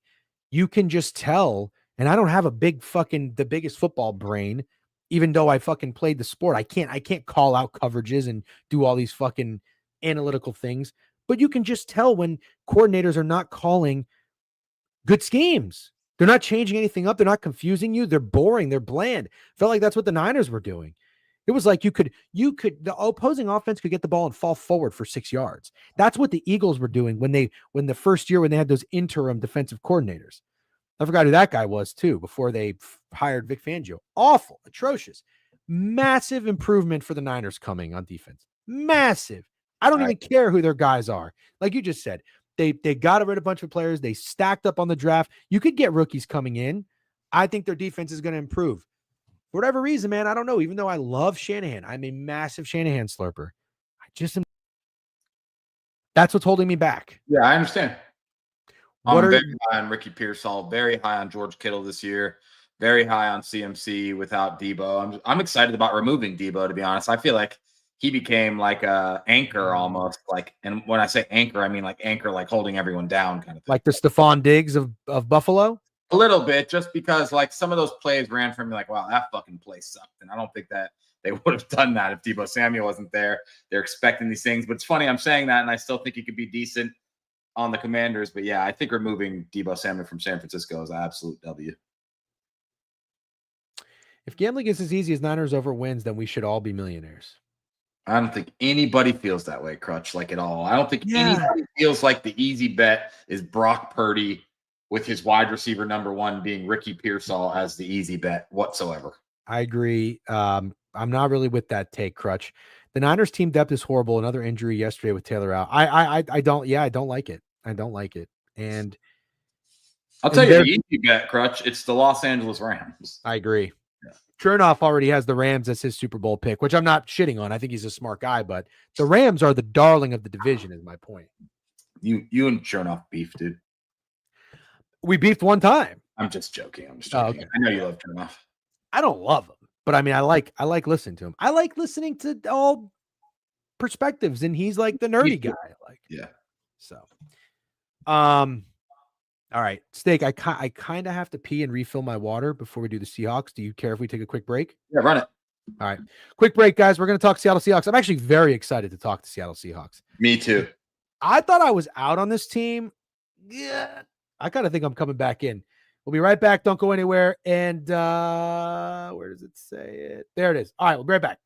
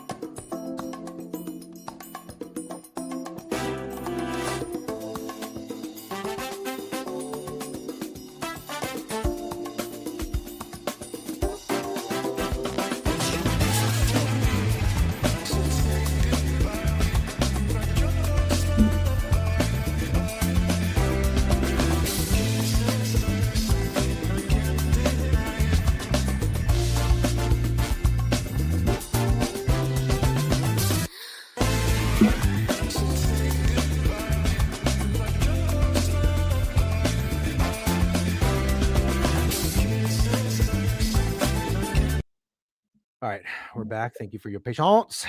Let me get this banner out. A lot of comments. PGen. Oh, that's not bad. Okay. Seattle Seahawks. Let's can you get the betting lines up for us? And I will scroll on down to the Seahawks. Here we go. Okay. Wow. Forgot the Seahawks went 10-7 last year. Yep. Somehow. I know. Okay. Oh shit, they got fucking Clint Kubiak. Wow. Oh, that's right. They had Grubb last year. Okay. Can I get 2 sneak teams that make the playoffs this year? How sneaky you want me to get? Browns. No, I'm kidding. I'm just kidding. I'm just kidding. I'm just kidding. I'm just kidding.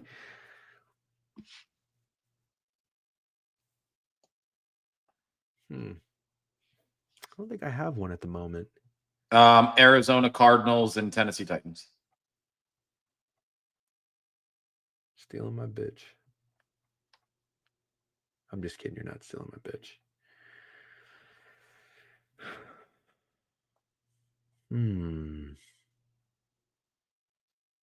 The one I really want to say everyone will hate.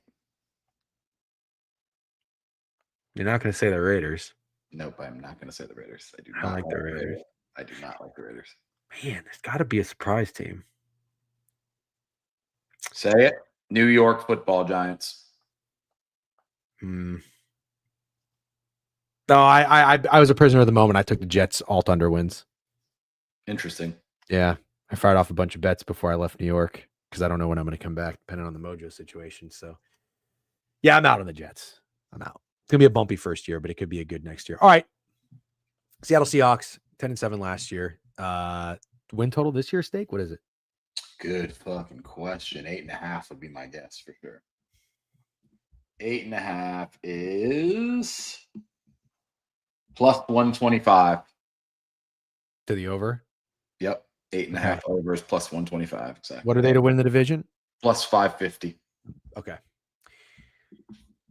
We'll go through the Seattle Seahawks, then we'll talk. We'll give our thoughts. Mike McDonald was a first-year head coach. He was defensive coordinator for the Baltimore Ravens, as hopefully everybody remembers. They have their same defensive coordinator from last year. They did replace Grubb. He was the offensive coordinator for Washington when Penix was there. Grubb is now actually back in Washington, I believe, or he's somewhere. No, Alabama. He reunited with DeBoer. Clint Kubiak, though, is interesting. So talk about nepotism. It runs rampant in the NFL. However, don't forget, Clint Kubiak, I believe he was the offensive coordinator for the Saints last year when they scored 90-something points in the first 2 weeks of the season.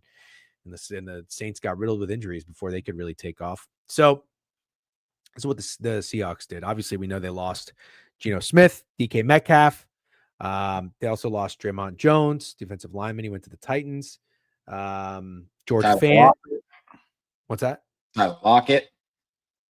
Lockett's with the Titans. Great move for the Titans there. Little experienced veteran guy. Rayshon Jenkins, Draymond Jones. I think I already said that. Pharaoh Brown, tight end. Nobody else really worth a shit, in my opinion.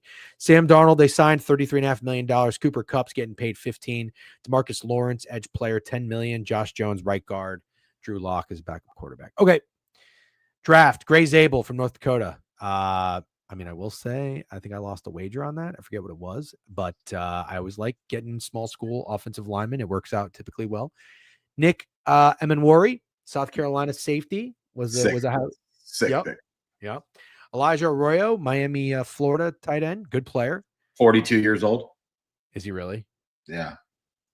Jalen Milroe, quarterback from Alabama. Riley Mills, good player. Defensive tackle from Notre Dame, good player. Torrey Horton, wide receiver from Colorado, and that's pretty much it. Okay. They got Damian Martinez, 6th-round pick. Although I don't know if he made the team. Darnold's QB. Kenneth Walker's the running back. Noah Fant's the tight end, with Arroyo as the backup.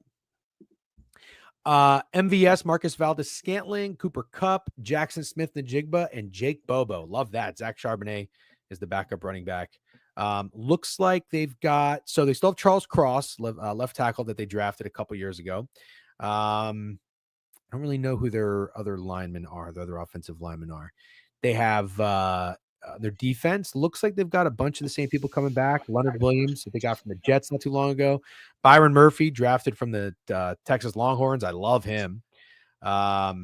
Julian Love, strong safety from Notre Dame. Big fan of his. Devin Witherspoon from Illinois. Very, very good cornerback. They've got some dudes. Woolen. Is it Tariq Woolen? Or Here's the other one. I think they were brothers. They got some dogs. Job, another cornerback.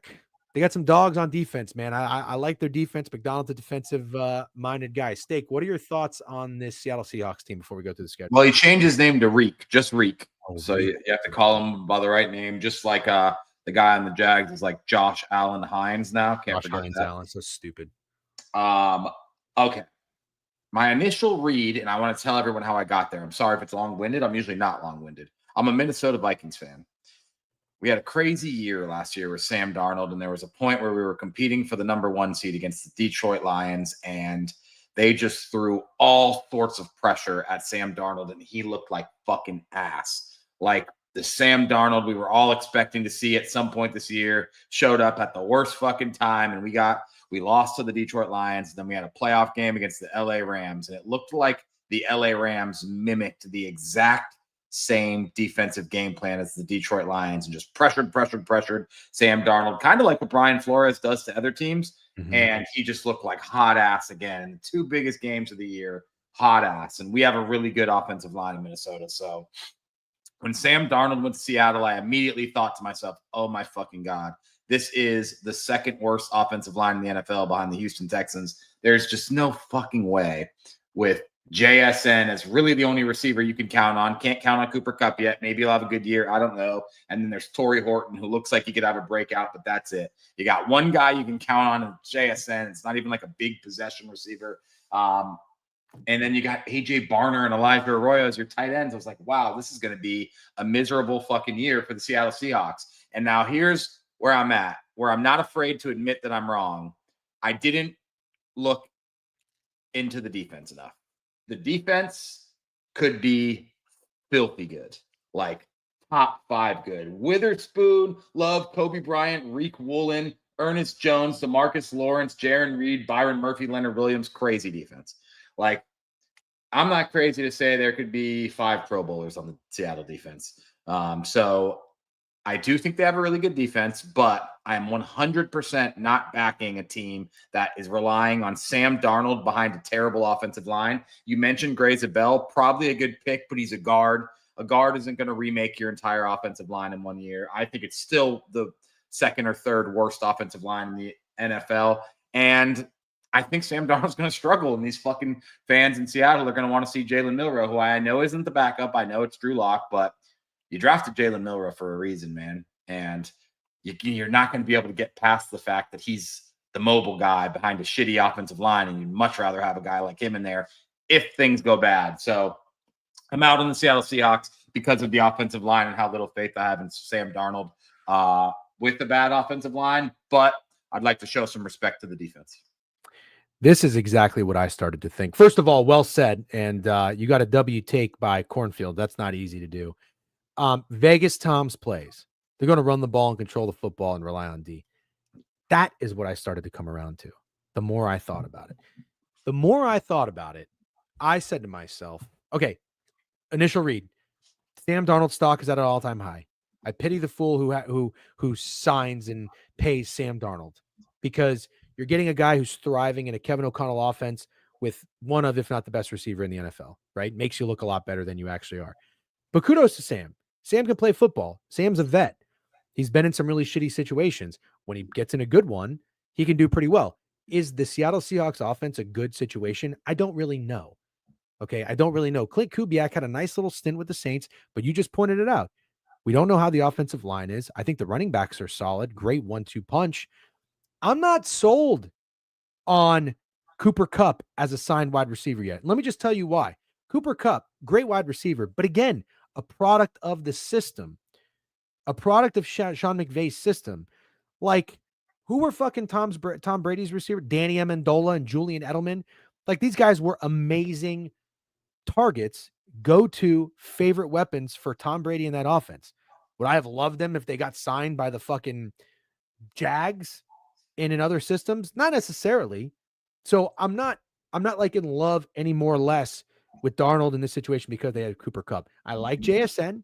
I liked him in college. I liked him coming out of college. I like Bobo. I think the defense, though, you said it perfectly. I didn't really give enough respect to them at the first go around. And I was actually listening to Julian Love talk on fucking Mina Kimes' show the other day. I don't know. Remember I told you the other day, I'm like, what am I watching? I was watching cable TV at my mom's because there was nothing else on. And I was up in the middle of the night dealing with fucking bloody diarrhea. Not for myself, for my dog. Important. And Mina Kimes had a show and she had Julian Love on. And I love listening to what Julian Love was talking about with this defense. He was going through everybody, talking about how many dogs they got on there. And then I started thinking about Mike McDonald. Mike McDonald was getting a lot of hype last year. And I watched that first game and I was like, man, he's not a great week one. They beat the Broncos, but they had like 2 safeties in week one. They shot themselves in the foot here and there. But I'm just looking at it now. I'm like, holy fuck, they won 10 games. And I don't think Grubb was a great offensive coordinator. Hence why they said you're out. You know what I mean? Or maybe it really wasn't for him. But I think McDonald might be a really good defensive-minded coach. So I'm kind of in on the Seahawks. Okay. Overall, I'm out on the Seahawks. Like overall, you're out on the Seahawks. I will be fading the Seattle Seahawks. Oh, yes. I did not think that's where you were going with that. Yeah, I'm fading the Seahawks. I'm more worried about the offense than I am buying into the defense. And I think it's very telling that they're far and away 4th best odds to win this division. Okay. Even though that's because Kyler Murray, Matthew Stafford, Brock Purdy, Sam Darnold. Yeah, I don't think anyone rates Sam Darnold that much under Brock Purdy or Kyler Murray. Damn. Okay. I think a lot of people put those 3 guys in a similar conversation. Really? Yeah. Sam Darnold after one. Nobody likes Kyler Murray, dude. Think about every time we talk about the Cardinals. That's not true. Everybody always talks about Kyler Murray winning the MVP every year. Nobody likes Kyler Murray anymore, dude. They do not. They don't like Kyler Murray after fucking week 8. They love him in the offseason. Seahawks 7-10. I like under 8.5 wins plus 175. I do not think under 8.5 wins is plus 175. It can't be. No, I don't think that is. Unless you got it at plus 175. Unless I got it wrong. Oh, he already got it. He got WCLV or something. That would be. Let's see. Win total? Where are we at? Win totals. Cup was good before Stafford. Can't stay in Arizona, Atlanta time. I bet on them. Yeah, they really fuck you every time. They suck you in. Half is minus 145. Okay. Sharp CLV. Sharps on the under. Cortex, right. I apologize a little bit. That's okay. That's okay. We're almost done. We'll wrap it up after this. No, I'm fine. No, I mean, I got some shit I got to deal with. Excuse me. Burped right into the microphone. All right. Let me know when you're ready to walk through the schedule. I'm ready. Home against the Niners, week 1. At the Pittsburgh Steelers.